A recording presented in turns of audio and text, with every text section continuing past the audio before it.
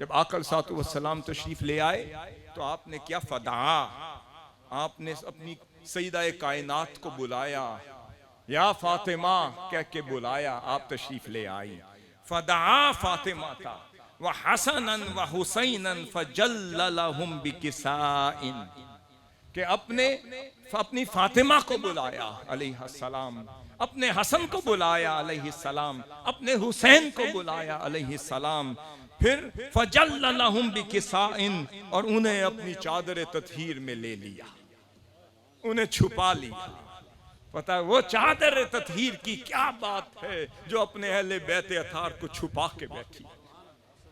پھر فرمایا وَعَلِيٌّ خَلْفَ ظَهْرِهِ، سامنے سیدہ کائنات کو کر لیا، دائیں طرف ایک طرف سیدنا امام حسن کو لے لیا، بائیں طرف سیدنا امام حسین کو لے لیا.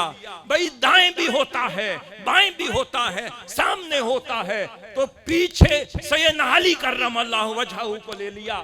آپ نے پڑھا ہے قرآن میں جب شیطان حملہ آور ہوتا ہے کہتا ہے میں تمہارے سامنے سے آؤں گا، کبھی حملہ کرتے ہوئے، کبھی دائیں سے آؤں گا، کبھی بائیں سے آؤں گا، کبھی پیچھے سے آؤں گا، کبھی اوپر سے آؤں گا. فرمایا اوپر سہارا میری چادر تطہیر کا ہے، دائیں میں شیطان آئے گا میرا حسن ہے، بائیں شیطان آئے گا میرا حسین ہے، سامنے سے آیا میری فاطمہ ہے، پیچھے سے آیا میرا علی ہے.